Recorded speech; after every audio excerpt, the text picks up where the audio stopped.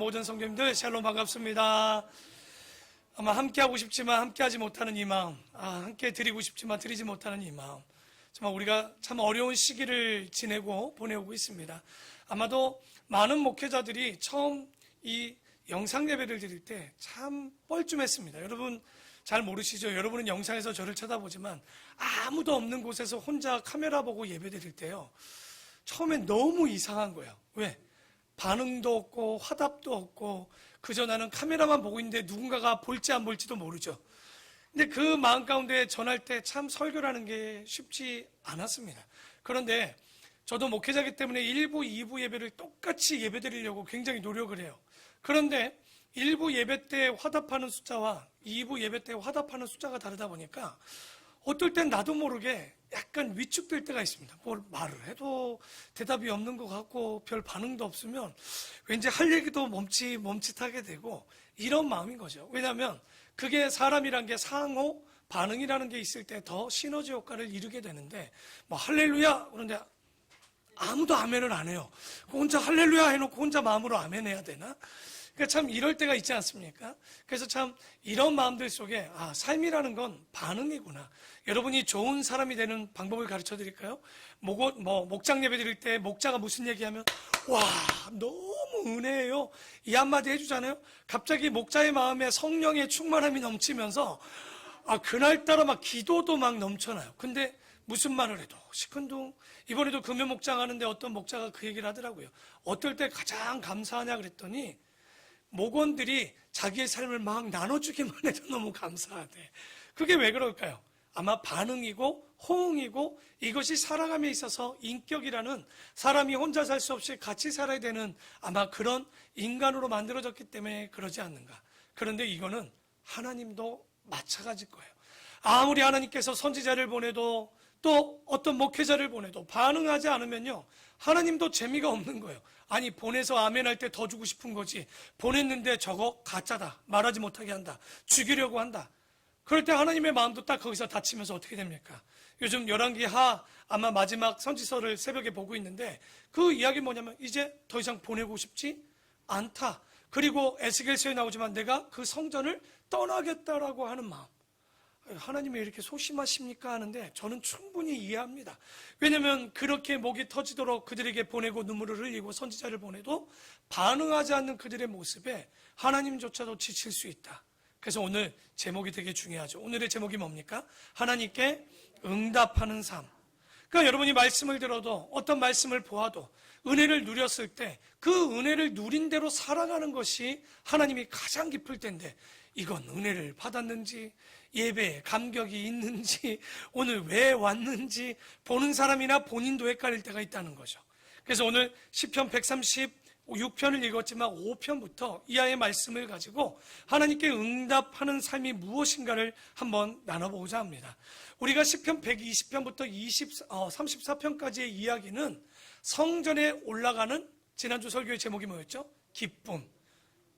수요일 설교는 성전에 올라가는 노래. 보니까 핵심이 그거였어요.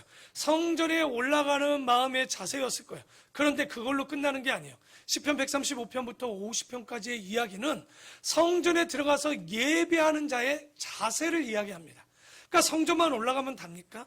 예배까지 올 때까지 기분 좋은 걸로 끝나는 것이 아니라 예배 안에서 예배 드리는 자의 마음과 자세가 중요하다는 거. 그러면 예배하는 자의 자세는 어떻게 해야 될까요? 두 가지로 얘기합니다. 성경은 오늘 아마 시편 135편 읽으면서 가장 많이 반복되는 단어가 하나가 있었을 거예요. 그렇죠. 감사. 바로 예배자의 가장 기본은 두 가지를 얘기합니다. 첫째는 감사요, 둘째는 찬양입니다. 그러니까 찬양과 찬송을 얘기하는데 우리가 찬양과 감사, 기도와 간구, 헌신된 삶, 충성, 봉사, 이 모든 것이 다 뭐냐? 하나님께 응답하는 삶이에요. 그러니까 하나님께 은혜를 받으면 감사가 나오고 찬양이 넘칠 것이고, 하나님께 은혜를 누리면 기도와 간구가 나오게 될 것이고, 그냥 있을 수 없으니 헌신된 삶과 충성과 봉사. 그러니까 교회 와서 예배만 드리고 가고 싶다. 여러분 오늘 진단을 해본다면 건강치 않은 거예요. 하나님께 받은 은혜가 있는데 어떻게 가만히 있을 수 있을까요? 찬양하고 싶을 거예요. 감사하고 싶을 거예요. 그리고 하나님 앞에 봉사와 헌신과 충성된 삶이 나올 수밖에 없는 것. 그게 바로 하나님께 응답된 삶이라고 이야기를 하는데, 그러면 하나님께서 우리에게 은혜를 베푸셨을 때 우리가 어떻게 응답을 해야 될까요? 하나님께서 은혜를 주십니다. 그런데 우리의 어떤 은혜에 대한 응답이 나오냐? 첫째로 보면 이것이 감사입니다. 은혜에 대한, 하나님의 은혜에 대한 응답은 감사죠. 그런데 우리가 하나님의 은혜를 다 갚을 수 있느냐? 갚을 수 없습니다. 우리가 그걸 갚으면요, 어떤 일이 벌어지냐? 원래는 주는 거, give and take가 되는 거예요. 진짜 그 원리대로 보면 주었으니까 그것에 대해서 난 줘야 된다라는 이런 등식이 성립하는 게 은혜는 아닙니다. 은혜는요, 우리가 갚을 수 없는 거예요. 그렇지만 그렇다고 해서 받고 그냥 끝이냐? 나 몰라라 하느냐? 그거는 아니에요. 그 은혜라는 단어를 한번 살펴보면 헬라의 원어는 뭐냐? 여러분 다 알아요. 뭘까요? 걸그룹을 알면 알아요. 걸그룹 중에 카라라고 있죠? 그 이름하고 상관은 없겠지만 그냥 기억하라고. 뭡니까? 기쁨이란 단어가 카라예요. 카라라는 단어가 뭐냐? 기쁨인데, 이 기쁨이 흘러 넘쳐나면 뭐가 되냐? 카리스, 은혜로 바뀌게 됩니다. 그러니까 하나님께서 이 기쁨이, 우리를 바라보는 그 기쁨이 넘치면 하나님께서 우리에게 값없이 뭘 부어주는 거예요? 은혜를 부어주는 거예요. 하나님의 마음에 기쁨이 넘쳐 흐르니까 이것이 우리에게까지 오는 거죠. 여러분, 제가 오늘 너무 기쁜 일이 있어요. 너무 행복해서. 근데 주변에 원찬이가 있네. 야, 원찬아, 너 오늘 아이스크림 먹고 싶지 않냐? 아니야, 오늘 억지로라도 먹어야 돼. 왜 그럴까요? 내가 너무 기분이 좋으니 누군가에게 밥을 사주고 싶은 거예요. 옆에 누군가에게 이걸 나눠주고 싶은 거예요. 이게 은혜인 거예요. 하나님이 우리의 모습을 볼 때 이거 안 주고 못 베기겠는 거야. 너무 이뻐. 그냥 막 부어주고 싶은 거야. 그게 성경에서는 은혜요, 선물이요, 그 선물로 구원을 우리에게 부어줬다라고 이야기하는데, 그게 바로 카리스라는 은혜를 주는데, 근데 카리스로 끝나냐? 그러면 그 카리스를 누린 은혜를 받은 우리는 어떤 반응이 나오냐? 헬라어로 유카리스입니다. 보니까 카라라는 기쁨이 넘치면 카리스, 여러분이 아는 카리스마 맨날 그러죠? 그게 카리스예요. 은혜를 얘기를 하는 겁니다. 그러니까 카리스마는 막 눈에 힘주고 막 이런 게 아니에요. 은혜가 넘치는 사람, 리더십에 은혜가 넘치는 사람들이 카리스마가 있는 거예요. 그 은혜가 넘쳐서 그걸 받은 사람들이 고맙다라고, 뭐라고 얘기해요? 감사하다고. 그게 바로 유카리스인데, 이 단어도 보니까 유라는 단어와 카리스라는 단어가 하나로 된 거예요. 카리스는 은혜죠. 뭐냐? 유는 즐겁다라는 거예요. 은혜를 받은 내가 즐거운 모습, 그게 뭘까요? 감사합니다. 바로 은혜를 받은 사람이 그래서 우리에게 반응을 할 때 나타나는 게 뭐냐? 바로 그 카리스에 대한 응답은 감사예요. 제가 종종 여러분에게 그런 얘기를 합니다. 여러분의 신앙을 점검해 볼 때 제일 첫 번째, 나에게 지금 감사가 있는가? 없는가를 살펴보라는 얘기를 제가 종종 합니다. 그 이유가 뭐냐? 감사가 떨어졌다는 얘기는 간단합니다. 뭐가 없는 거예요? 은혜가 나에게 없는 거예요. 은혜가 없으니 즐거움이 사라지고, 즐거움이 사라지니 감사도 사라질 수밖에 없는. 그래서 오늘 이 말씀에 보면 우리가 카리스를 받고 유카리스하는 얼마나 즐거운지, 이게 굉장한 신령한 지식 이런 것도 중요하지만 진짜는 은혜를 받고 은혜를 감사할 수 있는 심령, 이게 진짜 복인 거예요. 아무리 줘도, 여러분 부모가 자녀에게 그렇게 맛있는 음식을 줘도 뭐 할 줄 모르면 다음에 해주기 싫은 거예요. 감사할 줄 모르면, 여러분 조그만 것만 먹어도 엄마 오늘 깍두기가 너무 아삭아삭하게 맛있네. 그러면 아이고 이놈 봐라, 참 감사하네. 그래, 내일은 내가 계란찜 하나 더 해줄게. 엄마, 이 보들보들한 계란찜 엄마의 사랑 같아요. 그래? 그럼 오늘 햄 하나 더 넣어주지. 같은 말인데도 보면 자식들 중에 그런 놈들 있죠. 짜. 엄마 요즘 어디 아파? 입맛이 없나 보네. 참 해주는 사람의 마음에도 복 못 받고 은혜 못 받게 행동하는 사람들이 있는 거죠. 그런 게 간단해요. 뭐가 없는 거예요? 은혜가 없고 감사가 없는 거죠. 그래서 항상 이 하나님께 은혜를 느끼고 감사하는 삶, 오늘 바로 하나님께 응답하는 사람의 첫째가 바로 뭐라고요? 감사할 수 있는. 그래서 시편 136편은 그렇게 감사하라 감사하라 감사하라. 근데 알고 보면 오늘 보는 135편 이하의 모든 단어 중에 보면 가장 많이 나오는 단어가 감사하라라는 단어가 계속 끊임없이 나옵니다. 오늘 먼저 이제 시편 135편을 봅시다. 135편에 보면 자, 첫 절이니까 다 같이 한번 읽어볼까요? 읽어보겠습니다. 시작.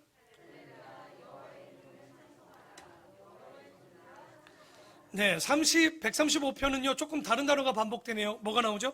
찬송. 우리가 은혜에 응답하는 삶, 두 번째가 뭐냐면 찬송입니다.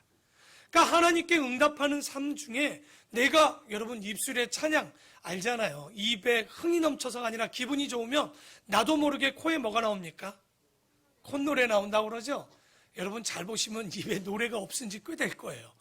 찬양도 없고 찬송도 없고 그래, 차라리 유행가라도 있어도 돼요. 왜냐면 그게, 그 가사 중에 은혜 받겠지, 뭐. 그런데 오늘 보니까 우리가 은혜에 대해 찬송하는데 문제는 찬송과 찬양을 구분을 못하는 사람들이 있어요. 근데 여러분은 구분할 수 있어요. 볼까요? 이건 뭐라고 불러요? 예, 찬송가라고 그러지, 찬양가라고 부르지 않아요. 그러면, 뭔가 다르네? 찬송가와 찬양은 다르다라고 느낄 수 있겠죠? 찬송은 뭐냐?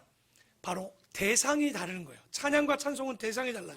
찬송은 오직 누구만이 대상이에요? 하나님만이 대상이 되어진 거. 찬양은요, 실제 하나님이 대상이 아닙니다. 사람들이 대상입니다. 그런데 내용이 다른 거예요. 뭐? 하나님께 받은 은혜를 그 대상, 사람들에게 널리 알리고 선포하는 게 찬양인 거예요.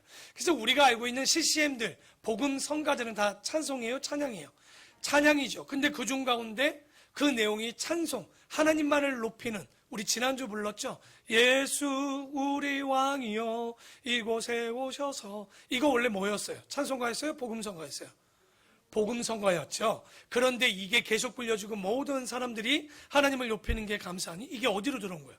찬송가로 들어온 거예요. 그러니까 아무거나 찬송가에 들어올 수는 없습니다. 찬송가 여러분 1장부터 30장, 40장 보면 그 제목에 이 왼쪽에 시커먼 글씨로 써졌을 거예요. 뭐 감사, 은혜. 근데 뭐라고 나오냐? 거기 보면 송영. 하나님만을 찬양하는 노래 송영이라고 돼 있습니다. 보니까 찬송이라는 말과 찬양, 저도 이거 30대 도록 모태신앙인데도 몰랐어요. 누가 물어요 맨날 찬양이 뭐냐고. 찬양이 찬송이고 찬송이 찬양이지 뭐. 그렇죠? 근데 그게 아니죠. 보니까 찬송과 찬양은 분명하게 다르죠. 왜? 대상이 다르고, 그리고 감사도요, 하늘로 올라가지만 진짜 감사의 대상은 누굽니까? 하나님입니다. 하나님. 왜? 은혜를 받은 내가 그 드려질 수 있는 분은 하나님밖에 없기 때문에 그런 거예요. 그래서 1절 다시 한번 읽어보면 할렐루야 여호와의 이름을 찬송하라. 여호와의 종들아 찬송하라. 그래서 우리가 분명히, 그런데 문제는 뭐냐? 지금 찬양이 제대로 되지 못하고 있었던 거예요. 그 이유는 우리의 집회 문화들이 아름답지 못했어요. 옛날에 죄송하지만 열광적으로 우리는 막 박수 치면서 찬양했지만, 그런데 믿지 않는 자들이 볼 땐 약간 뭐처럼 보는 거예요. 그렇죠? 미친 것 같이, 그렇죠? 미친 것 같이 보일 수 있겠더라고. 우리는 정말 뜨겁게 얼마나 박수 쳐, 부르기 같은 성신요. 근데 이게 100명, 200명, 여러분 기도원들 안 가보셨죠? 옛날에 제가 학생 때 하늘산을 가보면요, 그 산기슭에 막 1000명 정도가 있는데 이거 딱 부르는 주는 여호와 창조의 하나님, 와, 믿는 나는 뜨거운데 처음 온 사람들이 그거 봤을 때 뭐라고 느끼겠냐? 미쳤다. 그러니까 이게 믿는 우리가 잘해야 되는 거, 우리는 은혜일 수 있으나 정말 이 집회 문화의 모습 때문에 어쩔 때는 믿지 않는 자들이 그들이 진짜 세상 말로 발광하는 것처럼 보일 수 있는 거예요. 미친 모습처럼 보일 수 있지 않았을까. 그래서 지금 한국기독교회가 정말 그 뒤로 지금 코로나 때문이기도 하지만 이 잘못된 집회 문화에 신뢰감이 떨어지고 정말 신뢰되지 못하는 믿음 없는 기독교로 되지 않았는가. 그래서 오늘의 말씀을 통해서 우리가 어떤 모습으로 찬양하는 것이 진짜 찬양인가 한번 또 살펴보고자 합니다. 2절에 보니까 여호와의 집, 우리 여호와의 성전, 곧 우리 하나님의 성전 뜰에 서 있는 너희여 여호와를 찬송하라. 여호와는 선하시며 그의 인자하심이 여아름다우니 그의 이름 우리가 찬양을 하는데 먼저 어떤 걸 찬양을 하고 나옵니까? 하나님의 이름. 모세가 시내산에서 만나 그 하나님의 이름을 받았어요. 뭐라고 얘기합니까? 나는 스스로 있는 자. 다른 말로 여호와 야훼.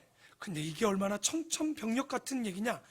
세상 사람들은 얘기합니다. 하나님이 있다 없다 얘기할 때 하나님께서는 자신을 뭐라고 표현합니까? 나는 스스로 있는 자. 왜 이게 놀랍냐? 여러분, 여기에 마이크가 하나 있습니다. 여기에 컵이 있습니다. 분명한 건 마이크 컵이 있지만 스스로 만들 수가 없는 거예요. 곧 그 얘기는 모든 만물은 누가 만드는 거예요? 만든 자가 있는 거예요. 만든 사람이 있는 거예요. 그런데 하나님이 오셔서 한다는 얘기가 뭡니까? 나는 스스로 있는 자. 처음부터 영혼까지 있는 자라고 이야기하는 거예요. 우리가 찬양의 대상은 바로 하나님의 이름, 바로 스스로 있는 자, 여호와, 바로 누구에 의해서 만들어주신 분이 아니라 이렇게 다른 하나님을 믿고 있는데 우리는 잘못된 찬송과 찬양이 나타나는 거죠. 그래서 4절에 보니까 여호와께서 자기를 위하여 야곱, 곧 이름을 자기의 특별한 소유로 택하셨다는 거예요. 이 시편 135편 기자가 또 올라온 거예요. 왜?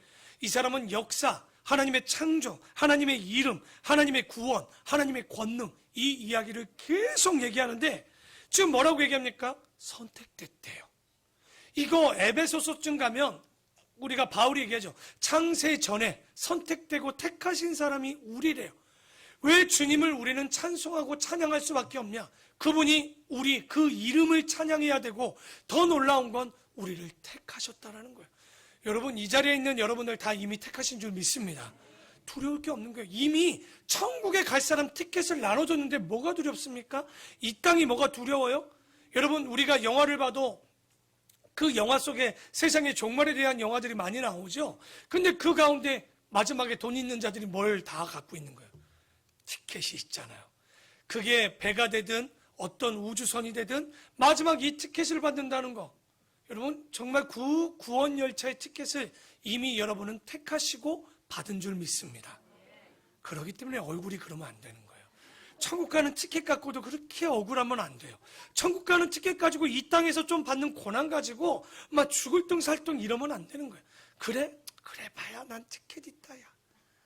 네가 아무리 뭐 해봐야 난 네보다 가진 거 더 가지고 있어. 이런 마음을 가지면 얼마나 행복할까? 바로 그 마음을 찬송하는. 그래서 세상 사람들이 섬기는 우상이 아니라 지금 이 시편 기자는 뭐예요? 하나님의 이름, 하나님이 자신을 택하시고 백성을 택했다는 그것을 찬양하는 거예요. 그 5절에 보니까 내가 알거니와 여호와께서는 위대하시며 우리 주는 모든 신들보다 위대하시도다. 여호와께서 그가 기뻐하시는 모든 일을 천지와 바다와 모든 깊은 데서 다 행하셨도다. 안개를 땅 끝에서 일으키시며 비를 위하여 번개를 만드시며 바람을 그 곳간에서 내시는도다. 참, 우리는요 표현이 두 가지밖에 없어요. 주변에 보면 그래요. 아이 춥다, 아이 덥다. 참 볼 때마다 나는 너무 놀라워요. 하나님이 주신 사계절을 못 느껴. 그냥 좋다 싫다밖에 없는 거야. 그런데 우리가 잘 보면 추위도 더위도 비도 눈도 구름도 안개도 다 필요한 거예요. 아닌 것 같아요? 여러분, 비 오는 날을 무식하게 굳은 날이라고 그러면 안 돼요. 이건 정말 못 배운 사람들이 하는 거예요. 여러분, 해가 쨍쨍한 날 뭐예요? 날씨 좋은 날, 비가 오는 날 더 좋은 날. 이게 믿는 자들의 고백인 거예요. 정말 덥든지 춥든지 이슬이 내든지 눈이 내리든지 항상 우리는 하나님이 주신 그것에 뭐 할 줄 알아야 돼요? 은혜, 감사할 줄 알아야 되죠. 여러분, 요즘 비가 참 많이 왔어요. 이 10년 안에 이렇게 5월 달에 비가 많이 왔던 적이 없는데 제가 교회에 있다 비가 오면 바빠요. 왜 바쁠까요? 화분을 비 맞히려고 저 밖에 있는 걸. 그러니까 그러면 황 목사 되게 게을러. 그거 조리에다 물 떠갖고 부는 거 귀찮아서 그걸 제가 밖에다 놓을까요? 어른들은 알 거예요. 수돗물을 머금은 화초와 비를 맞은 화초가 같지가 않아요. 왜냐하면 비를 내릴 때 여러분 수증기가 하늘로 올라갑니다. 그럼 자기들끼리 야 오늘 모여 물방울이 모여서 비가 내리는 거예요? 아니에요. 그 분자들이 그 안에서 먼지와 또 천둥이 칠 때와 안 칠 때 비가 또 다릅니다. 여러분, 비가 올 때도요, 화분을 내놓으실 때 언제 내놓으시면 좋냐? 천둥 치는 날 내놓으셔야 돼요. 잘 모르죠? 왜 그러는지. 아마 여러분 비 온 뒤에 식물을 보면 뭘 느껴요? 어떤 느낌이 느낍니까? 살아있는 느낌. 제가 질문할 때마다 항상 내가 원하는 건 이건 아니었는데 밖에 식물 비가 오면 또 그러더라고. 일부에는 깨끗해. 당연히 물로 씻기니까 깨끗했겠죠. 아니요. 여기 보면 앞에 있는 식물이 보이죠. 어떻습니까? 반질반질 광이 난다는 얘기 혹시 들어보셨습니까? 천둥이 친 다음 날 여러분 그때 진짜 식물이 비를 맞으면요 반질반질합니다. 그게 이유가 있어요. 우리 대기 중에는요 유기질소라는 게 있습니다. 아마 액화상으로 되어 있는 이 유기질소가 번개가 칠 때 빗방울에 더 많이 들어가요. 아마 시골이나 요즘 그 집에서 텃밭 하더라도 비료를 줄 때 어떤 비료를 주냐면 질소 비료를 줍니다. 그러니까 잘 모르죠? 식물이 자라게 할 때 가장 필요한 게 질소예요. 원래는 제초만 안 해도 이런 우리가 부르는 잡초는 아닌데 이 잡초라고 부르는 것들의 밑에 보면 뿌리에 무슨 알갱이가 있습니까? 질소라는 혹이 생겨요. 원래 그걸 통해서 식물이 먹고 사는데 우린 무식하게 그거 다 제초조 뿌려갖고 뽑은 다음에 또 다시 뭘 주는 거예요? 거기다가 질소. 그러니까 얼마나 쓸데없는 짓 하는지 알겠죠? 돈 줘서 이미 하나님이 주신 거 식물에 다 준 거 비로 줬는데 그거 필요하다고 또 뿌리고 앉았어요. 그런데 이 유기질소가 번개를 뻥 치는 순간 이게 빗방울에 들어가죠. 비가 내릴 때 그때 식물을 내놓으면요 윤기가 납니다. 번들번들해져요. 여러분 하나님은 그냥 비를 내리시는 게 아니신 거예요. 보니까 하나님이 주시는 이 번개 치면 무섭다. 일단 죄인이에요. 절대 번개 치면 두려워하지 마시고 하나님께서 오늘도 질소 부료를 뿌려주신다. 집에 있는 화초들 그리고 화분들을 밖에다 내놓는 거죠. 그러니까 오늘 보니까 이 사람이 2500년 전에 이런 걸 쓰는데도 감사하는 거예요. 그냥 쓰지 않네요. 그리고 8절에 보면 그가 애굽의 처음 난 자를 사람부터 짐승까지 여러분 출애굽할 때 이들을 구원하신 하나님 바로 이 사람은 구속신앙을 얘기하는 거예요. 구원하신 하나님. 참 놀랍죠. 시편 기자가 지금 아까 무슨 하나님의 이름, 하나님의 택하심, 하나님의 구원하심을 뭐 하는 거예요? 찬양하죠. 근데 여러분은 왜 안 합니까? 똑같은 은혜를 받았잖아요. 똑같은 구원을 받았는데 우리는 그 구원에 대한 감사가 없고 그 이름에 대한 찬양이 없고 나를 택하심에 대한 감사들이 안 나타나는 거예요. 이게 바로 뭐하지 않는 삶일까요? 응답하지 않는 삶이죠. 그런데 이 시편 기자는 지금 다 응답합니다. 9절에 애굽이여 여호와께서 너에게 행한 표적들과 징조들을 바로와 그의 모든 신하들에게 보내셨도다. 그가 많은 나라를 치시고 강한 왕들. 그러니까 하나님은요 우리에게 권능, 하나님의 권능을 부어주셨단 말이에요. 왜? 지금 주변에 이런 악한 자들 가운데 나를 건져주셔서 악한 왕들을 이기게 하셨다는 거. 그러니 예배당 안에서 부르는 게 찬양이 아닙니다, 여러분. 그걸로 끝나면 안 돼요. 여러분 직장 가서 내가 직장 어떻게 왔는 줄 알아? 나는 솔직히 이렇게 똑똑하지 않아. 근데 하나님께서 내가 믿음을 가지고 기도하고 기도했더니 지혜를 주셔서 대학도 가게 하시고 그리고 나를 구원 가운데 이루게 하셨고 직장상 가운데서도 이렇게 승진도 시켜주셨어. 여러분 이게 찬양이죠. 그냥 교회 안에서 뜨겁게 막 박수 치면서 막 100명, 1000명이 모여서 박수 친다고 찬양이 아니라 여러분의 삶으로 세상 가운데 하나님을 널리 알려야 되는 것. 그러려면 뭐를 할 줄 알아야 돼요? 하나님께 응답하는 삶이 필요한 거죠. 은혜를 부어주면 감사할 줄 알아야 된다는 거예요. 그래서 여러분 진짜 이런 멋진 노래도 필요하고 우리의 삶도 이런 찬양이 필요하겠죠. 11절에 곧 아모리인의 왕 시온과 바산 왕 옥과 가나안의 모든 국왕이로다. 그들의 땅을 기업으로 주시되 자기 백성 이스라엘에게 기업을 주셨도다. 여호와여 주의 이름이 영원하시나이다. 여호와여 주를 기념함이 대대에 이르리이다. 여호와께서 자기 백성을 판단하시며 그의 종들로 말미암아 위로를 받으셨다는 거예요. 그러면서 여기 또 뭐까지 얘기냐? 하나님의 심판까지 지금 얘기하고 있는 거예요. 15절에 자, 이것도 중요한 말씀이니까 줄도 그어야 되니까 한번 읽어봅시다. 시작. 줄 한번 칩시다. 사람의 손으로 만든 것이다. 뭐가? 우상은 다 사람의 손으로 만든 거예요. 아무리 위대하고 멋있고 그 부처의 상이 크더라도 그래봐야 누가 만든 거예요? 그런데 무식하게 사람이 그것에 대고 기도해서 응답해달란다? 이게 얼마나 무식한 얘기일까요? 에베소에 보면 아데미 신전 앞에서 바울이 뭐라고 외쳤습니까? 사람의 손으로 만든 것은 신이 아니다라고 외친 거예요. 그런데 우리 초파일 때 뭐 하는 거예요? 얼마나 미련한 일을 하는지 16절에 그 이야기를 합니다. 입이 있어도 말하지 못하며, 누가? 우상이. 눈이 있어도 보지 못하며, 누가? 우상이. 귀가 있어도 듣지 못하며, 그들의 입에는 아무 뭐도 없다고요? 살아있는 것도 아니고 아무것도 아니에요. 우리가 여러분 석가탄 신일에 탑돌이 한다고 탑을 돈다고 108배를 하고 여러분이 맨날 해봐야 그 양반이 뭐가 없어. 귀가 있어도 뭐 하지 못한다고요? 코가 있어도 호흡을 못해요. 눈이 있어도 보지 못하는 거예요. 그런데 여러분, 지금 그 짓을 하고 있으니 2500년 전에 이 시편 기자는 그게 뭐라고 하는 거예요? 사람의 손으로 만든 건 신이 아니요, 우상인 거예요. 그런데 요즘 사람들은요, 뭐 때문에 하나님을 안 믿습니까? 과학적이지 않대요. 이게 논리적이지 않대요 라고 외치면서 한다는 짓이 뭔지 압니까? 마지막 창업할 때 그런 과학자들이 뭘 갖다 놓고 절을 해요? 돼지 머리 갖다 놓고 코에다 5만원짜리, 만원짜리 꽂고 절하고 있어. 난 이해가 안 가 도대체. 그러니까 이게 바로 입을 떠드는 것과 그 사람들의 마음이 다른 거예요. 불안한 거죠. 아무리 과학을 알고 아무리 철학을 알고 논리를 알아도 뭔가 영적인 부분에 있어서 자기가 기댈 것이 필요한데 무식하게 돼지머리 갖다 놓고, 내가 그래서 5만원짜리 좋아하기도 하지만 싫어하기도 해. 이게 혹이나 어디 가서 꽂힌 5만원짜리인지 어떻게 알겠어 이게. 참. 그러니까 참 이런 것들을 보면 이 시편 참 우리가 이걸 신약에 가서 에베소서에 나올 만한 얘기인데 벌써 2500년 전에 시편 기자 135편에 이 기자가 얘기하는 건 눈이 있어도 귀가 있어도 코가 있어도 듣지도 호흡하지도 보지도 못하는 것, 그게 우상이라는 거예요. 그런데 여러분이 하나님이 없다라고요?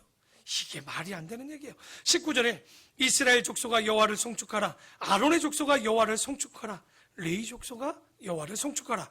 여호와를 경외하는 너희들아 여호와를 송축하라. 예루살렘에 계시는 여호와는 시온에서 찬송을 받으실지어다. 할렐루야. 그래서 이 분이 찬송하고 찬양할 때 어떻게 합니까? 세상에 널리 알리는 게 하나님의 이름이었고 나를 선택하심이었고 그리고 하나님의 권능이었고 우상은 아무것도 아니고 내 삶 가운데 하나님이 일하시고 심판하신 하나님, 그 하나님을 삶으로 찬양하고 입술로 찬양한 거예요. 항상 기뻐요. 쉬지 말고 기도해. 입술로는 찬양하면서 나가면서 맨날 짜증내, 입술로는. 그러니 그게 은혜가 되겠습니까? 그러면 안 된다는 거죠. 그래서 시편 136편에 여기 아주 놀라운 감사절, 특별히 추수감사절 보면 이 136편을 아마 다 감사하면서 이렇게 우리가 이것을 묵상하는데 여기에 26번이나 반복되는 그 문장이 하나 있습니다. 그 인자하심이 영원함이로다. 이게 뭐냐면 앞에 이렇게 읽어요. 어떤 분이 여호와께 감사하라 그는 선하시며, 그러면 성가대와 찬양들이 그 인자하심이 영원함이로다. 한 100명 200명 되는 사람들이 이렇게 하는 거예요. 그 아주 멋있었을 것 같아요. 그래서 1절에 보니까 여호와께 감사하라 그는 선하시며 그 인자하심이 영원함이로다. 그 인자하심이 뭔데요? 오늘 여러분이 앉아 있는 것 이 자체가 하나님의 인자하심입니다. 여러분 집에 가서 하나님과 여러분 사이에 독대 한번 해보세요. 여러분이 하나님을 만날 수 있는 사람입니까? 하나님 앞에 올 수 있을 만큼 깨끗한 사람일까요? 죄를 안 짓습니까? 그런데도 불구하고 하나님은 우리에게 하나님의 자비와 인애와 긍휼하심을 통해서 그 인자하심이 뭐 하시다는 거예요? 영원하기 때문에 용서받을 수 없는 우리지만 그럼에도 불구하고 여기 있기 때문에 하나님이 그 인자하심이 영원하심이라는 거예요. 그러니 그가 찬양할 수밖에 없죠. 신들 중에 뛰어난 하나님께 감사하라 그 인자하심이 영원함이로다. 주들 중에 뛰어난 주께 감사하라 그 인자하심이 영원함이로다. 홀로 큰 기이한 일들을 행하시는 이에게 감사하라 그 인자하심이 영원함이로다. 지혜로 하늘을 지으신 이에게 감사하라 그 인자하심이 영원함이로다. 땅을 물 위에 펴신 이에게 감사하라 그 인자하심이 영원함이로다. 큰 빛들을 지으신 이에게 감사하라 그 인자하심이 영원함이로다. 해로 낮을 주관하게 하신 이에게 감사하라 그 인자하심이 영원함이로다. 달과 별들로 밤을 주관하게 하신 이에게 감사하라 그 인자하심이 영원함이로다. 여기 이 시편 기자는 어떤 모습을 지금 하나님 그 사람들 앞에 찬양하고 노래합니까? 하나님의 창조를 얘기하는 거죠. 그러니까 보니까 아까는 창조신앙, 이제 10절 이하에는 구원, 구속신앙을 또 이야기할 겁니다. 구속이 뭐예요? 죄인된 우리가 죽을 수밖에 없지만 예수 그리스도를 통해서 우리를 구원해 주시는 이 신앙. 여러분, 우리의 하나님의 창조와 하나님의 구원과 하나님의 보존과 심판이 있지만 그중 제일 먼저 우리가 찬양하는 내용이 뭡니까? 창조죠. 창세기 1장 1절 다 같이 외워볼까요? 시작. 태초에. 그렇죠. 교회 나왔으면 이거는 외워야지. 딴 건 몰라도. 그렇죠? 창세기 66권의 첫 번째 절이 뭡니까? 태초에 하나님이 천지를 창조하셨느니라. 여러분, 오늘 예배 드릴 때마다 우리의 신앙 고백의 첫째는 뭡니까? 나는 천지를 창조하신 하나님 아버지를 내가 믿습니다 라고 고백합니다. 창조의 하나님을 고백하는 거예요. 그래서 우리가 찬양해야 될 첫째는 창조주 하나님인 거예요. 우리를 구원하시는 예수 그리스도 있지만 이 창조가 왜 중요하냐? 요즘 이 창조를 모르니까 난리예요. 아마 우리 청년들 중에도 요즘 화장실에 대해서 또 하나 나왔죠. 성공회 대학교 안에서 화장실을 어떻게 하는 거예요? 남녀 성소수자까지 하나 같이 쓰는. 성공회 대가 어딥니까?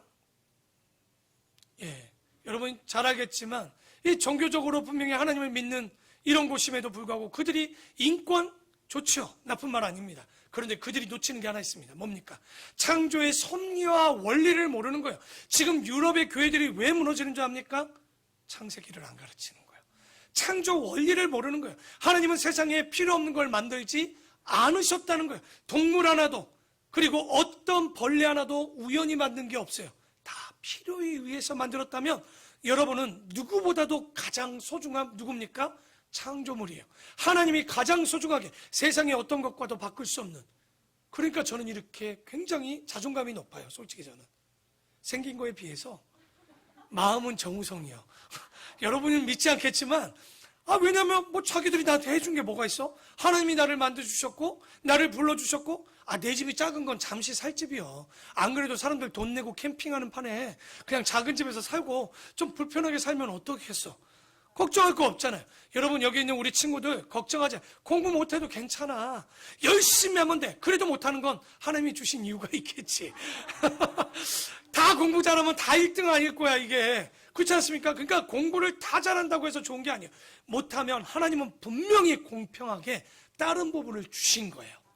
저는 그걸 믿어요. 누구에겐 운동의 은사로, 누구에겐 사람 엔터테인먼트 같은 어떤 이런 예능의 은사로, 어떤 사람은 사람들의 이야기를 잘 들어주죠. 상담의 은사로. 그러니까 하나님이 로마서 12장에도 고린도전서 12장에도 모든 사람들에게 각기 은사대로 기능을 주었단 말이죠. 그러니까 이걸 알면요 다른 거예요. 그리고 남녀를 주시고 하나를 만들었다는 이유는 분명하게 남과 여를 구분했다는 거죠. 그런데 이걸 모르는 인간들이 소수 인권, 저는 그걸 무시하자는 얘기가 아니에요. 그들은 아픈 거예요. 아픈 건 품어주는 거지. 야, 병 들었으니까 너 조금 더 나쁜 거 더 해. 너 소수제 하고 싶은 거 더 해. 그럽니까? 야, 너 고쳐야 돼. 끊어야 돼. 그게 너 맞는 거야. 하고 싶다고 다 하는 겁니까? 그러면 여러분 그게 뭡니까? 바로 중독이라는 거 아닙니까? 그러니까 우리가 이 창조를 모르니 유럽이 무너졌는데 한국 위험합니다. 솔직한 얘기로. 미국이 가는 길을 그대로 따라가는 기독교가 한국입니다. 멀지 않은 거예요. 분명히 동성애, 이 모든 것들도 이제 가벼워지고 다 쉽게 들어올 텐데 이게 뭐냐? 창조신앙을 가르치지 않았기 때문에 그 결과물들이 나타나고 있다는 거 여러분 분명히 아셔야 됩니다. 10절에 그렇죠? 오늘 이게 26번을 그 인자심이 영원함이로다. 오늘 그러면 여러분이 한번 레위인들 성가대가 한번 돼봅시다. 제가 앞에 읽으면 여러분이 그 인자심이 영원함이로다 한번 해봅시다. 애굽의 장자를 치신 이에게 감사하라. 이스라엘을 그들 중에 인도하여 내신 이에게 감사하라. 강한 손과 표심팔로 인도하여 내신 이에게 감사하라. 홍해를 가르신 이에게 감사하라.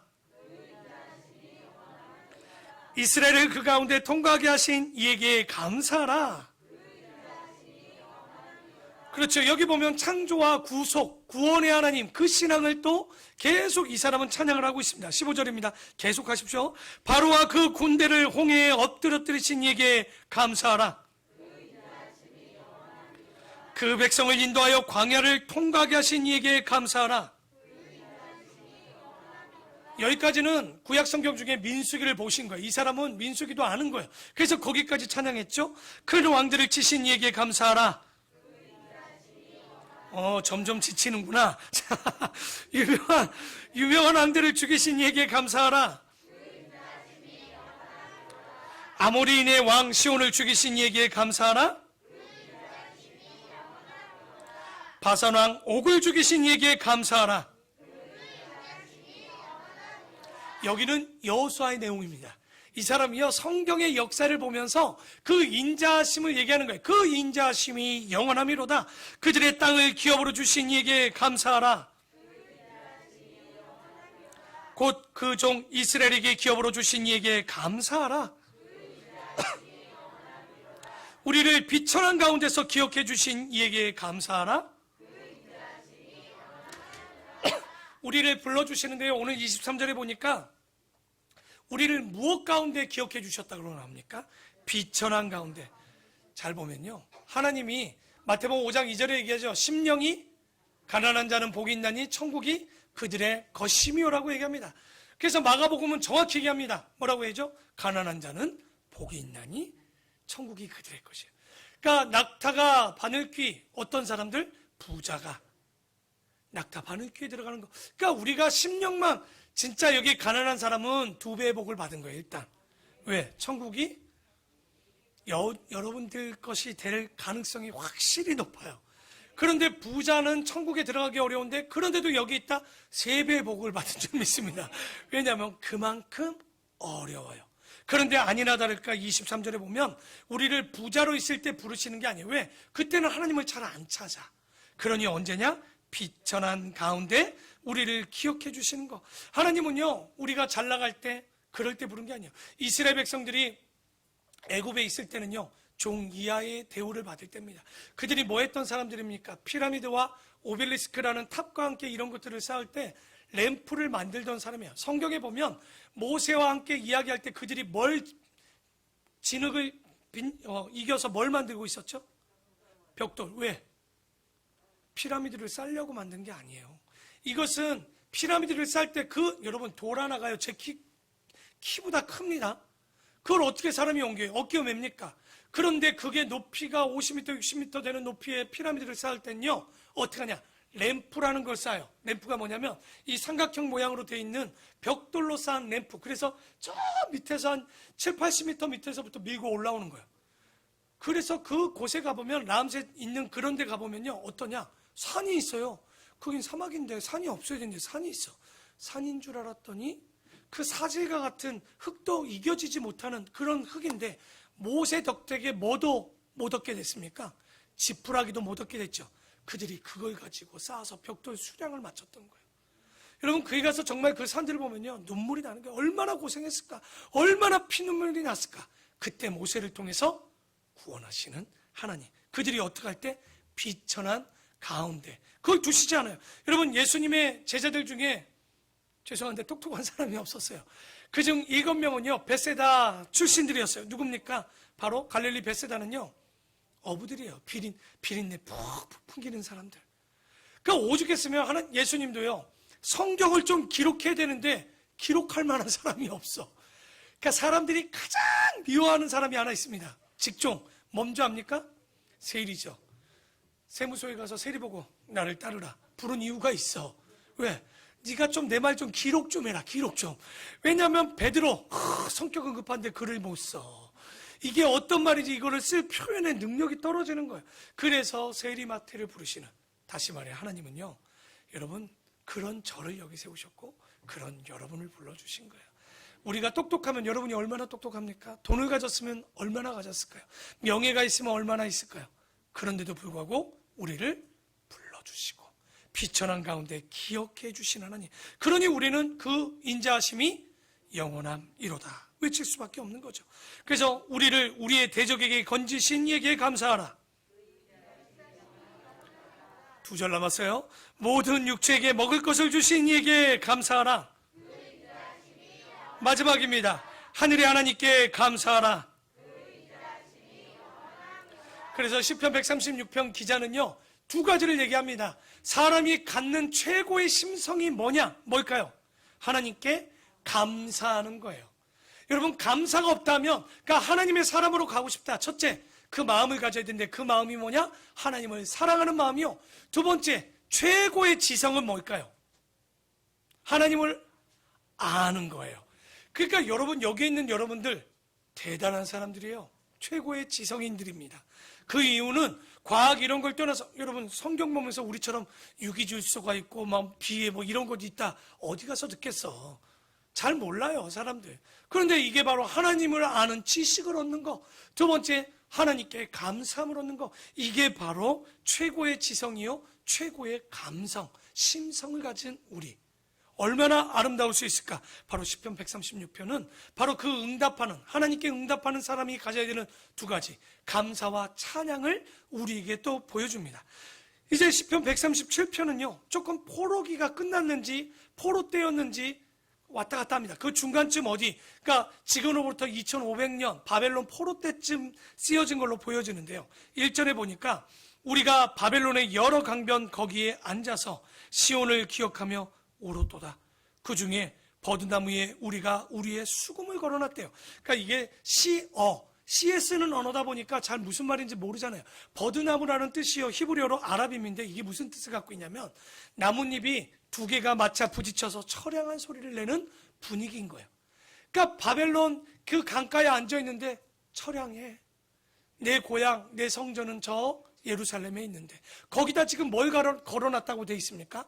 수금은 또 뭐냐? 탈리누라는 건데 이게 뭘 의미하냐면 바벨론 포로로 끌려갔을 때 이런 종들이 혹은 죄인들이 참수를 당하거나 죽임을 당해서 그 나무에 걸려놓은 아주 비참한, 한가에 비참했었을 때 그 당시에 사람들의 마음을 기록해 놓은 거예요. 바로 포로로 끌려간 자들의 마음이 얼마나 지금 처량한지. 이는 우리를 사로잡은 자가 거기서 우리에게 노래를 청하며 우리를 황폐하게 한 자가 기쁨을 청하고 자기들을 위하여 시온의 노래 중 하나를 노래하라 함이로라. 더 처량한 게 뭡니까? 하나도 안 기쁜데 그 지도자들이 지금 뭐라는 거야? 야, 예루살렘에 끌려온 것들 일로 와봐라. 너희들 지금 아리랑 좀 한번 불러봐라. 그 아리랑 부를 때 얼마나 구슬프게 불렀을까요? 아리랑. 아마 지금도 우리나라가 외국에 가서 사람들이 그 노래를 부를 때 뭔지 모를 고향을 향한 마음과 자신들의 처량함을 부르는, 근데 기분 좋을 때 부르는 것도 아니야. 나는 부르고 싶지 않은데 종이니까 와서 부르라면 어떻게 하는 거야? 부르는 그 처량한 마음을 지금 시편 137편에 표현하고 있는 거예요. 그래서 우리가 이방 땅에서 어찌 여호와를 노래를 부를까? 예루살렘아, 내가 너를 잊을진데 내 오른손이 그의 제주를 잊을지어다. 그러니까 얼마나 그 마음을 갖고 싶은데 여기서 저 사람들이 불러서 노래하느니 차라리 잊어버리고 싶은 만큼 기억하고 싶지 않겠죠. 왜? 기억나면 노래해야 되잖아요. 내 처량함, 하나님을 보고 싶어도 보지 못하는 이 마음들. 내가 예루살렘을 기억하지 아니하거나 내가 가장 즐거워하는 것보다 더 즐거워하지 아니할진데 내 혀가 내 입천장에 붙을지어다. 이게 무슨 번역이냐면 내가 너를 가장 큰 기쁨으로 여기지 않았다면 내가 다시는 노래를 부르지 못하리로다. 속내는 그 기쁨을 잊지 않고 노래하고 싶은 거야. 그런데 겉모습은 어떻게 하는 거야? 내가 부르면 이게 어떻게 되는 거예요? 지금 너무 어려운 거죠. 그래서 7절에 이렇게 얘기합니다. 여호와여, 예루살렘의 멸망하던 날을 기억하시고, 그 멸망한 날은 언제입니까? BC 586년 5월 7일부터 10일까지 성전이 불타던 때, 그때 지금 보면 멸망한 날을 기억하시고 에돔 자손을 좀 쳐달래. 에돔은 누굽니까? 알고 보면 이스라엘 족속 중에 형제잖아요. 근데 이놈들이 못된 거야. 여러분, 그러니까 싸움하고 있는데 말리는 시어머니가 더 미워. 그러니까 지금 그 얘기인 거예요. 지금 뭐냐면 에돔 자손을 치소서. 왜? 그들의 말이 한다는 얘기가 바벨론이 왔을 때 헐어버리라 헐어버리라. 야, 그 기초까지 헐어버렸으면 좋겠어 하고 바벨론의 옆에서 부추기고 있는 모습을 보니 지금 이스라엘 백성들이 뭐라고 얘기하는 거예요? 저것들 뭐 해달라는 거예요? 진짜 다 쳤으면 좋겠다고, 멸망했으면 좋겠다고. 마태복음 10장 36절에도 얘기하죠. 사람의 원수는 어디 있다라고 그래요? 자기 집안 씻은 거예요. 이게 남이 그런 것도 아니에요. 뭐 이게 모압이 그런 것도 아니고 암몬이 그런 것도 아니고 알고 보면 자기의 형제였던 에돔이 그러니 너무 속상했던 거죠. 그래서 얘기합니다. 멸망할 딸 바벨론아, 네가 우리에게 행하신 대로 너에게 갚는 자가 복이 있으리로다. 복주라는 얘기입니까? 이거 섬뜩한 얘기죠. 예루살렘을 망하게 했으니 너희도 뭐 하라는 거예요? 망하라는 얘기예요. 그 시 반어법을 쓰고 있는 겁니다. 9절은 더 반어법을 쓰는 거예요. 그 어린 것들을 바위에 메어 치는 자는 뭐가 있으라? 애를 바위에다 치는데 복이 있으면 돼요, 안 돼요? 이 얘기는 전쟁을 할 수는 있지만 전쟁 가운데 노약자를 죽이거나 어린아이를 내치거나 임신한 자의 배를 가르는 일들을 하는 너희들은 복이 있으란 얘기예요? 그대로 망하라는 얘기입니까? 망하란 얘기죠. 지금 이 시편 기자가 그 바벨론 포로로 끌려가서 그 마음 가운데 너무 심령이 상한 가운데 그들을 기도하면서 자기들은 건지시고 자기들을 이 배반하고 자기들을 심판한 자들에게 멸망이 있게 해달라고 기도한 거예요. 자, 마지막 138편에 보면 내가 전심으로 주께 감사하며 신들 앞에서 주께 찬송. 여기 이 사람이 찬송할 때 어떤 마음으로 찬송했다고 합니까? 전심. 전심은 마음을 다하고 정신을 다하고, 신명기 6장 4, 5절에 마음을 다하고 뜻을 다하여 내 하나님 여호와를 사랑하라고 할 때 여기 뭐 하라고 그랬어요? 마음을 다하라고 얘기하죠. 힘을 다하라고 얘기하죠. 바로 이게 전심입니다. 그런데 오늘날 많은 성도들이 어디서 전심으로 찬양합니까? 교회 안에서는 전심으로, 그렇죠? 찬양하죠. 예배 드릴 때 예배 안에서만 전심으로 하지만 여기 시편 기자는 그 얘기를 한 게 아니에요. 세상 가운데 우리가 그 나가서도 마음을 다하고 힘을 다해 전심으로 찬양하고 예배하라라고 얘기합니다. 그러면 그 나가서 저 예수 믿는 자라고 찬양하려면 어떻게 살아야 됩니까? 그리스도인답게 살아가셔야죠. 부끄럼 없이 선포하려면 그답게 살아가야 되겠죠. 바로 그게 전심입니다. 내 마음과 뜻을 다해서 그렇게 살아갈 때 2절에 내가 주의 성전을 향하여, 이 사람은요 어느 곳에 있든지 어디를 바라보는 거예요? 성전을 향하여 기도하는 거죠. 그래서 예배하며 주의 인자하심과 성실하심으로 말미암아 주의 이름에 감사하오리니 이는 주께서 주의 말씀을 주의 모든 이름보다 더 높게 하셨습니다. 내가 간구하는 날에 주께서 응답하시고 내 영혼에 힘을 주어 나를 강하게 하셨나이다. 그래서 이 사람이 할 수 있는 거, 이렇게 능히 이길 수 있는 건 뭘까요? 기도입니다. 어떠한 다른 게 아니라 하나님을 의지하는 기도를 통해서 나갈 때 하나님께서 그 간구하는 날에 자신들을 강하게 해 주셨다는 거예요. 여호와여, 세상의 모든 왕들이 주께 감사할 것은 그들이 주의 입의 말씀을 들음이로다. 그들이 여호와의 도를 노래할 것은 여호와의 영광이 크시기 때문에, 그들이 여호와의 영광이 크는데 그 도가 뭡니까? 보니까 하나님의 진리요 율법과 법도를 노래했을 때, 왜? 그 영광이 크기 때문에 노래할 수밖에 없죠. 여호와께서는 높이 계셔도 낮은 자를 굽어 살피시며 멀리서도 교만한 자를 아심이니이다. 내가 환난 중에 다닐지라도 주께서 나를 살아나게 하시고 주의 손을 펴사 내 원수들의 분노를 막으시며 주의 오른손이 나를 구원하시리로다. 다 같이 8절 읽고 마무리합시다. 시작.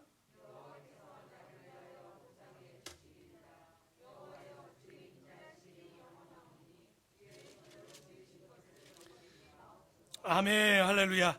바로 여기 보면 하나 얘기합니다. 여호와께서 나를 뭐 해주신다라고 분명히 얘기하죠.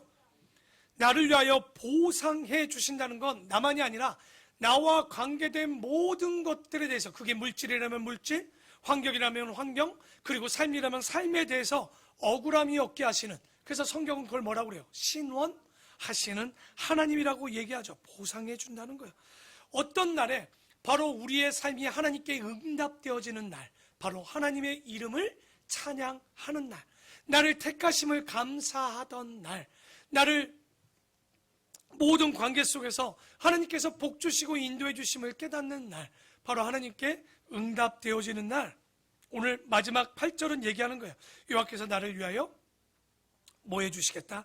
보상해 주시겠다라는 거예요. 자, 말씀을 정리합니다. 오늘의 제목이 뭐였습니까? 하나님께 응답하는 삶이라고 얘기합니다. 응답하는 것들 중에 예배자가 가져야 될 두 가지를 얘기했습니다. 첫째는 뭡니까? 감사. 둘째는 찬양이었어요. 그러니까 예배하는 삶을 가져야 되는 사람들은 찬양의 삶을 가져야 된다라고 얘기합니다. 그런데 이 찬양은 뭐냐? 성도가 하나님께 보여줄 수 있는 최고의 모습이 찬양입니다. 여러분, 우리가 잘 아는 다윗과 사울은요, 굉장히 다른 모습을 갖습니다. 사울은 이스라엘의 초대 왕으로 세워집니다. 그런데 그 사람은요, 전쟁을 할 때 세상과 다르지 않았어요. 어떤 거에 치중을 했느냐? 알고 보면 자신들의 군사, 자신들의 무기, 자신들과 함께하는 민족들, 이런 것들의 모든 것들, 그 규모를 가지고 싸우려고 했어요. 그래서 그런지 블레셋과의 싸움 가운데서도 블레셋 싸움에서 계속 어떻게 돼요? 지는 거예요. 누가 나와 있었습니까? 블레셋의 가장 거인이었던 골리앗이 나오자 어찌할 바를 모를 때, 그때 목동이었던 다윗이 형제들에게 도시락을 가져와서 나옵니다. 자기가 싸우겠다고 하니까 아이 저런, 그래? 그 얘기를 들은 사울이 다윗에게 했던 행동이 뭐였습니까? 갑옷과 칼을 주었어요. 그래서 다윗이 입어보려고 했더니, 여러분, 사울의 키가 굉장히 거인입니다. 커요. 갑옷이 안 맞아. 칼을 들었더니 이것도 안 맞아. 그 투구를 써봤더니 투구도 너무 커. 그냥 에이, 다 내려놓고 뭘 듭니까? 평소에 사용하던 물맷돌 5개와 물매를 가지고 나갑니다. 그러면서 그가 사무엘상 17장 26절에 이런 이야기를 합니다. 그가 외친 한마디, 뭐라고 얘기합니까? 이 할례받지 않은 블레셋 사람이 누구기에 살아계시는 하나님의 군대를 모욕하느냐 얘기합니다. 그러면서 우리가 잘 아는 다윗의 고백을 받죠. 뭡니까? 나는, 뭐라고 얘기하죠? 너는 칼과 단창으로 내게 나오거냐? 나는 만군의 여호와의 이름, 곧 네가 모욕하는 이스라엘 군대의 하나님의 이름으로 너에게 나아가노라. 자, 보십시오. 사울은 자기 주변에 있는 것들을 가지고, 어떤 것들을 가지고 나갔다면 다윗은 뭘 가지고 나간 거예요? 네가 모욕해? 나는 네가 모욕하는 그 하나님의 이름, 그러니까 네가 가장 비천하게 본, 가장 모욕하는 그 하나님을 무시했다고? 나 물매 가지고 다른 거 안 가지고 갈게. 하나님의 이름 하나 가지고 너랑 찬양하며 나오면서 싸우겠다라는 거예요. 여러분, 어떻게 됩니까? 세상은 규모를 가지고 싸웁니다. 세상은 무기를 가지고 싸웁니다. 세상은 자기가 가진 어떤 능력을 가지고 싸우려고 합니다. 그런데 다윗은 무엇을 가지고 싸웁니까? 아니요. 다윗은 본 거예요. 전쟁은 이런 걸 가지고 싸우는 것이 아니라 하나님의 이름만 있으면 되는 걸 깨달은 거예요. 여러분, 지금 우리는 이 시대에 경험해 보지 못하는, 우리 아이들 얼마나 안 됐습니까? 어떤 아이들은 중학생의 어떤 1학년의 시기도 없고 초등학생의 1, 2학년도 살아보지는 이 시기, 우리도 경험해 보지 않는 시기입니다. 하지만 이 어려울 때, 두렵고 혼란스러울 때 여러분만 낙심과 자질이 되겠습니까? 저도 참 어려울 때가 있었습니다. 하지만 이 모든 것을 모를 리 없는 하나님 앞에 우리가 해야 되는 단 하나, 뭘까요? 감사와 찬양입니다. 여러분, 우리가 싸우는 건 세상의 어떤 병균도 아닙니다. 사람도 아닙니다. 어떤 어려움도 아니에요. 진짜 우리가 싸우는 건, 전쟁은 하나님께 속한 것이고 하나님의 이름이면 우리는 얼마든지 승리할 수 있습니다. 오늘 이 자리에 있는 우리 모든 성도님들, 하나님께 응답하십시오. 그 응답의 기능이 얼마나 강력하냐? 감사는요, 모든 것을 이길 수 있는 힘을 갖게 하십니다. 바로 오늘 찬양은요, 우리가 지칠 때, 아무것도 없을 때 그 하나님을 찬양하는 입술과 우리의 삶을 통하여 세상의 모든 것들을 승리하게 하는 강력한 능력의 힘을 가질 수 있게 됩니다.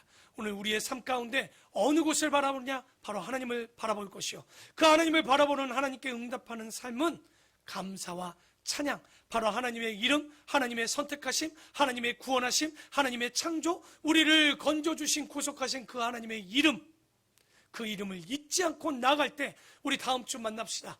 하나님이 나를 찬양할 수 있는 그 감사의 기도 제목, 나에게 어떤 모습을 가지고 나를 감사하게 하셨고 어떠할 때 이 찬양을 통해서 이겨냈는지, 이 믿음을 가지고 사는 우리 아름답고 복된 모든 성도들이 되기를 축원합니다. 기도하겠습니다. 하나님, 오늘도 우리에게 이런 귀한 말씀을 주심을 감사를 드립니다. 우리는 가진 것도 없고 비천한 인간이고 배우지도 못하고 있는 재물도 없고 환경도 좋지 않습니다. 하지만 주님은 말씀하십니다. 그 어떤 것들이 우리를 막을 수 없음을, 바로 하나님의 이름, 하나님의 창조, 하나님의 구원, 하나님의 능력, 하나님의 구속하심, 하나님의 이름이 능력인 줄 믿습니다. 오늘 이 모든 능력을 가진 우리 모든 성도들이 이제 세상으로 나갑니다. 믿지 않는 자들 속에 들어갑니다. 하나님 앞에 감사할 때, 하나님 앞에 찬양할 때, 다윗이 골리앗을 물리쳤던 것처럼 하나님 우리의 삶 가운데 어떠한 어려움도, 어떠한 힘듦도 주님의 이름으로 이미 승리한 줄 믿습니다. 육신이 아픈 자에게는 치유의 능력이 일어날 줄 믿습니다. 문제 있는 자들에게는 아버지 평안함이 있을 줄 믿습니다. 마음에 평안함이 없는 사람들에게는 진정한 평안을 그들에게 부어줄 줄 믿사오니 하나님 우리 어린아이들부터 장년까지 주님의 지혜를 부어주시고 하나님의 감사가 넘치게 하여 주시옵시고 입술엔 찬양과 삶의 찬양이 넘치게 하여 주시옵소서. 주님의 은혜가 넘치는 우리 아름다운 본교의 모든 성도들이 되기를 원하며 예수 그리스도의 이름으로 기도드립니다.